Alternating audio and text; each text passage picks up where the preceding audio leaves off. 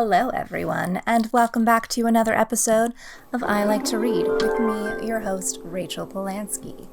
If you are just finding me we've already messed up the words. If you are just finding me for the first time, hello, my name is Rachel. I read about 5 to 7 books a week. I know, pretty crazy. A few caveats with that. Usually the books are within the 200 to 300 page mark, sometimes even more prosaic than like true, more stodgy text, I should say. So they're sometimes like a little more palatable. But either way, I do read really fast. I do spend a lot of my free time reading. This is just my little corner of the podcasting internet, YouTube, Spotify, Apple, wherever you have found me. Speaking of which, if you have just found me for the first time again, or if you're an old fan, but you're just like saying, hey, make sure you follow me on all of those platforms, leave me reviews, like my videos, / rate me on Apple Podcasts. All of that really, really helps. And this time I actually wrote a couple of talking points that I want to get into before my 5 books of the week. Old pro fans will know that I do not script this. The only planning I do is, of course, read the books ahead of time and then compile my favorite 5 of the week. Not all the books that I read every week make it in, simply because, one, I don't have time to digest all of that for you and you wouldn't care. And then what's the point of being a curator if I'm telling you everything? I mean, I guess, I've done some episodes or done some little tidbits of like disappointing books or books that I don't think are worth it, but I don't really want to, authors work so hard on books. And even if it's not to my liking, I mean, they put so much of their heart and soul into it that I just want to keep this a more positive space, not to say that we don't talk about negativity because hello, have you met me? But some talking points. I know I've mentioned in the past that I also have a blog named Media Maven. I used to post pretty frequently on that pretty much every week. It started out as my weekly recommendations of here's what I've been watching and here's what I've been reading and here's what I've been listening to. So it started as sort of like a curation of all my pop culture favorites. And then as quarantine went on and less stuff was being put out and I was sort of just in a different headspace, I sort of pivoted to every other week / when I felt like publishing, then whittled it down to every month. Then it got to the point where I was not that I spend too much time really recording. I like to read, and of course the main bulk of the time goes into the actual reading. And like I said, I don't script anything. I could definitely be better about writing down some initial thoughts, but I think part of the fun of the podcast is the spontaneity, and you never know what you're gonna get. And my ADD mind, sometimes if I'm just distracted by one thing, I'm totally off track, even though I'd like to think I'm a good multitasker. Sometimes when it comes to the actual speaking and talking, that part of multitasking is hard. That all being said, the blog, I started at a point where I was feeling super creatively unfulfilled. I think everyone comes to a point where the blogs, when they start them, are so important. I know I've had a couple different iterations of blogs. Namely, I was a beauty blogger in a past life. Crazy, I know, but on makeup just for you guys though. And again, it's what was I saying? That all being said, it just wasn't serving the same purpose creatively anymore. I do like to focus more on I like to read, not to say that I don't like to write, not to say that I don't still like to watch things. I still like to recommend things. So I think, I've talked about on the podcast before, even though this is I like to read and we primarily focus on books, I also want to share. I think what's part of the beauty of books is they fit into the realm of pop culture just as equally, at least in my heart, as movies and TV shows, but they just don't get the same media attention unless you're super tuned into the literary community, which this podcast has allowed me to further explore that, which I'm super grateful for. So I think I'll just spend some time, I'm still watching a lot of things. I'm still recommending them to my friends and posting them on my Instagram and tweeting about how much I like them. But the things that really stand out to me or that I briefly want to mention, we're going to have a little I like to watch corner. And so that for those who have read the blog, which was just also not the biggest audience. I think, not that I'm getting thousands of fans here either, but I think that this is more where my heart lies for now. And it's hard enough to get creatively inspired to record and do these sometimes. So also just the mental energy that went into the blogs. It's why put them out if no one's really reading them? And it's what am I putting them out for? I still have a couple of years though, some really great recommendations. So if you're stuck of you need something to watch or listen to, or, some sort of pop culture recommendation, movie, TV show, check out the blog because I'll still link to it. And it's not to say that it's goodbye forever, but it is a slight, goodbye for now, pause on the blog. So I like to watch. I've been watching a lot of stuff, of course. The 3 things that really stick out to me. First is the Netflix limited series Clickbait. So normally I'm a planner. I like to know when shows are coming out. I write down the shows that interest me ahead of time. So I sort of have them on my radar.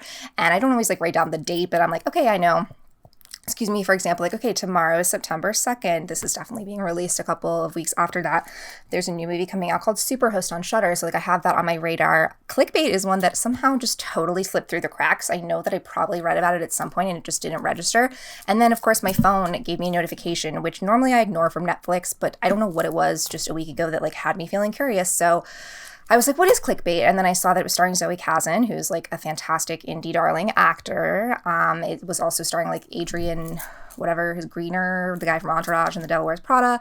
And it's the story of a man who was kidnapped, put on the internet in a viral video that says, if this video reaches 5 million views, I will die.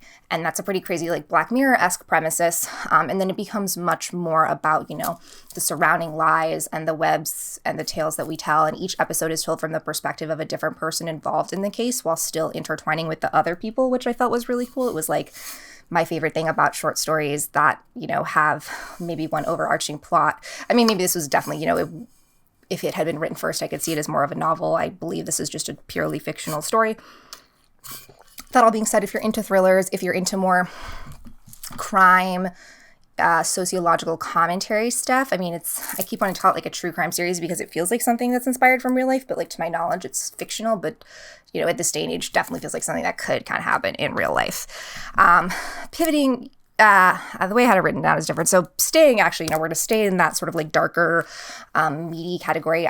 The latest season of the show Slasher, which is like totally, I think, under pretty much everyone's radar. It's now, the first 3 seasons are on Netflix. The season that I'm watching and currently talking about is season 4. Only available on Shudder. This is not Shudder, sponsored by Shudder. Say that 5 times fast.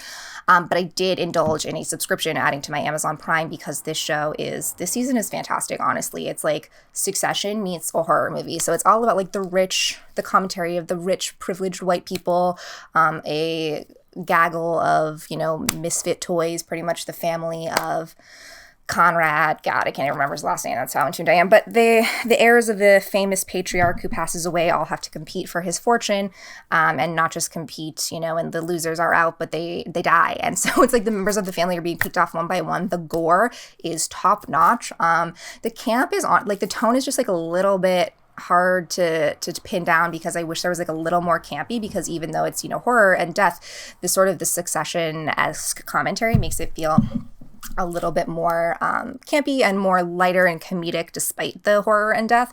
And that's definitely not the tone of some of the other seasons or episodes, but definitely check out all the they're all also anthology series, so you don't have to have watched one to see the other. So like I said, I think the first 3 seasons are on Netflix, but if you're into horror and you want to indulge in a Shudder subscription, definitely check out season 4 of Slasher. I believe it's called Flesh and Blood.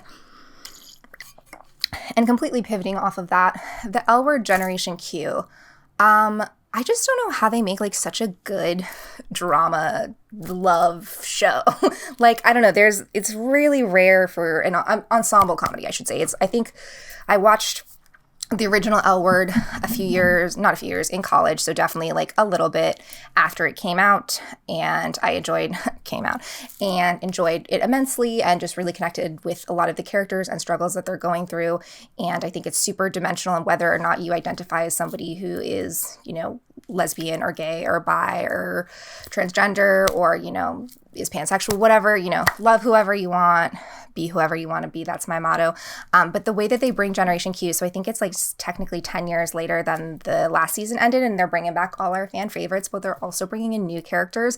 And the way that they are able to like take this new cast, because it's not so much a revival, like it's very clearly like we're bringing up old characters and old past and old situations from the previous season, and they're definitely acknowledging that happened, but it's also like we're clearly moving on and we are 10 years later, and the way that these characters still have such these deep bonds and friendships. So like, yes, I definitely recommend having watched the first, you know, the original L Word, just to get like the feel and get the vibe of the LA group. But then Generation Q, I will say, for like a quasi revival, you know, revamp of an already beloved show, and to add such nuance and gravitas to an already nuanced and gravitas show, and keep the ensemble comedy and individual, or, you know, comedy ensemble drama elements alive while keeping all the characters fresh. Like, very hard to do, but so far I'm on, you know, the second season is out, and I'm just reminded every week when an episode drops, like how much I really like this show. And that's I like to watch, but you're not really here to talk about what I like to watch, but maybe you are, and if so, Cool. And if you want to hear about the books now, here you go. The 5 books I read in the past week-ish that I truly adored and want to talk about. The first one is Nothing But a Good Time, The Uncensored History of the 80s Rock Explosion by Tom Beaujour, hope I'm saying that right, it's French, and Richard Bienstock. This is, as the title states, The Uncensored History of the 80s Rock Explosion. It is an oral history of the 1980s hair metal movement, specifically in Los Angeles. Not specifically in Los Angeles, I don't know why I just said that, primarily in Los Angeles, but also the East Coast, and it was so good. Like, I learned so much. I definitely would consider myself a pretty, intermediate fan of hair metal. Like, I know most of the classic songs, pretty much all the classic songs, of course, a few more of the deep cuts, but not, I can only name the 2 Twisted Sisters songs, of course, Quiet Riot song, Come On Feel the Noise, that is the only one I knew. I love Poison. I love Nothing But a Good Time, but I love it from Rock of Love, not because I was alive during that time. And so to see all this nostalgia and, a lot of the area on the Sunset Strip still exists and is only like 25 minutes from my apartment. So I really got to go and visit it because there's so much rich history. The evolution of the music genre is told from everybody. Not everybody involved, that would be impossible, but so many different people involved from so many different aspects. So if you're into oral histories, if you're into... there was a lot packed into this. It definitely, I read it in a day, but I really spent like that whole day immersed in reading in it for like 7 hours. They do a really comprehensive look, not only at the individual people involved, but the larger implications of the hair metal movement, what came before, how the hair metal movement came to be and was so important, not only in Los Angeles, but also on the East Coast, but how Los Angeles really stood as that epicenter. And then also the fall of hair metal too, because it was really just a 1980s thing. And then pretty much, they say that Nirvana, Nevermind, killed hair metal. And while that may be a slight exaggeration, I think a lot of this book proves that to be true and just proves to show like how hair metal was such a special genre and is, on the one hand, it is what it is. It's men wearing tight clothing and wearing makeup and doing whatever, but there's also like a lot more than that, and it's so much more than like the silly cheesy stuff that it is that, but it's also so much more. It's more than the sum of its parts, I believe is the saying. So that's that one. Next, we have Summer Fun by Jeanne Thornton. This is another like musical-ish book. Feels like it is a true story, but is completely fictional, but deals with a young trans woman named Gala, and she exists in like the late 2000s, and she works at a Colorado Springs like bathhouse pretty much. And the half of the story is told from her perspective and her sort of like figuring herself out. The other half of the story is told through her writing letters to this mysterious figure named B. We learn very quickly that B is a prominent figure in the rock and roll scene in the 1960s. So part of it is, like I said, Gala developing herself and figuring out what it means to be trans and exist in this world where, while things even now might seem great and, we still have a long way to go, even 10 years ago, looked a lot different than it did now. I can't even begin to imagine what it would be like. And I think, Jeanne Thornton does. That's why we have Jeanne Thornton to talk about, not only trans identity, but longing for something that isn't yours, which could be applied to the trans identity, but also to the wanting of creativity and music, because the character B is a fictional rock and roll character, but the way that the scene comes alive and imagined by Jeanne Thornton, like at times I had to remind myself that like, no, this is fictional, but definitely had sort of that, like Daisy Jones and the Six, like oral history type vibes, but told through the letters of a young woman figuring out her identity in, the book's present day. So despite the title saying Summer Fun, this book there's nothing super deep and dark, but there is a lot of, peeling away the layers of the superficial self to get to the raw inside and the pain and discomfort that comes along with that for 2 people just trying to figure themselves out. So next, water break, sorry.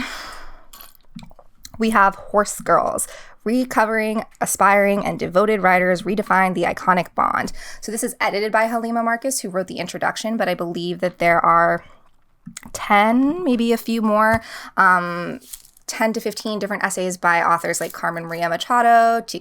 Kira Madden, Maggie Shepard. So a lot of authors that I've actually talked about on the podcast before. I personally am not a horse girl, nor do I have any real past with horses. I think I was lucky enough to go horseback riding on vacation a couple of times, and I do remember those being like super special, really magical moments, because not only are you in nature, but horses really are these wonderful, magical, majestic beasts that definitely don't get enough credit, specifically the women who devote themselves to riding them. So what this book does is explores the idea, again, as the title states, of what it means to be a horse girl, but also what it means, to grow up in this very specific subculture that was such an ingrained part of your identity. Because to be a horse girl is more than just, an hour to a week of soccer practice. It's, developing a bond with this living creature that has served a purpose for humans for hundreds, if not thousands of years. Have horses been around that long? Probably.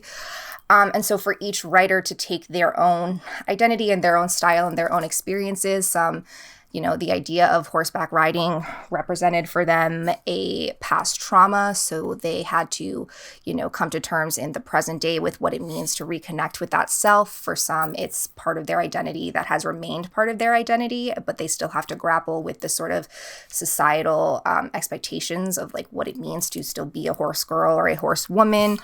I think there's a lot of complexity and really well-written essays that may have previously been featured in other places, but to really come together as a compilation of this entire world that, like I said, devoted so many young women's lives for years to own a horse and to do horseback riding lessons back on that thing. And, it takes hours and hours a week, and it takes a real dedication and commitment. And what it means, to be a horse girl and all that. It's told in essays. So this is a great book where if you're intimidated by a novel, if you're, even short stories, you're like, but you're like, okay, I could delve into some cool nonfiction, expository, personal writing. And each of the essays are relatively short. The entire book itself, I think, is under 300 pages. So definitely a good one where you can even just pick it up and read an essay or part of an essay a night, and then you'll get through it in a couple of weeks and you'll be like, hey, I read a book. And next we have Other People's Children by R.J. Hoffman. I personally do not have children, nor do I have any interest in having them in the near future. In the far distant future, yes, but I'm still 27, and the idea of even like having children in 2 or 3 years terrifies me. So I can't, like I said, there's a lot of things that is wonderful about literature, because it takes these ideas and these concepts and these struggles that people deal with and puts them to the page, so that someone, who may not necessarily be going through the same thing can still, not empathize because they haven't been through the same thing, but can sympathize and at least, bring other people's plights and emotions, and in a nuanced way that you wouldn't normally get from just, reading a BuzzFeed article or whatever. So this novel deals with the idea of infertility. It deals with a couple named Gail and John Durbin who have been trying really hard to have a child, and then they want to go through adoption, and even adopting a child is really difficult. But their lucky day comes when they are matched with a young teenage girl named Carly who got pregnant accidentally, does want to have her child, struggles with whether or not to give him up, but pretty much is determined not to. She doesn't want to ruin her life any more than she has, so she agrees to give her baby to this family. However, one small instance in the hospital room during the delivery changes the course of their lives forever. Carly quickly changes her mind, and that is completely allowed in these adoption situations. Again, I can't even imagine, you've been through so much. Finally, you have a child, but you still have this sort of walking on eggshells. Is this child mine? Is this not mine? Because in many instances, the birth mother does have a period of time to take back their child. And so what happens when you have to make the right decision for a child versus the right decision for yourself? What happens when you've wanted something for so long and finally have it, but it may not be the right or the best thing? And there's definitely also like a little bit of a thriller element to it, and I won't spoil it necessarily with where it goes. I won't say anything more. Like I said, I won't say anything more on that end, but the thriller element is definitely, it's almost like embedded in the way that these people's emotions are just so raw and heightened, because this is such a fragile, delicate time. It's a new life and it's a new birth, and it's a scary and exciting time for any new parents. And then when you're adding in the element of adoptive parents versus the biological parent who had relinquished all her rights, but, kind of changes her mind. So all of these characters are really well developed. And while their intentions may not necessarily be ones that you agree with, they are certainly justified in the characters' minds and brought to life with an idea of certainty that really just makes this book like, I really fell for all the characters and sympathized with them. And last, but certainly not least, we have Ghosts by Dolly Alderton. We're going to take a walk across the pond.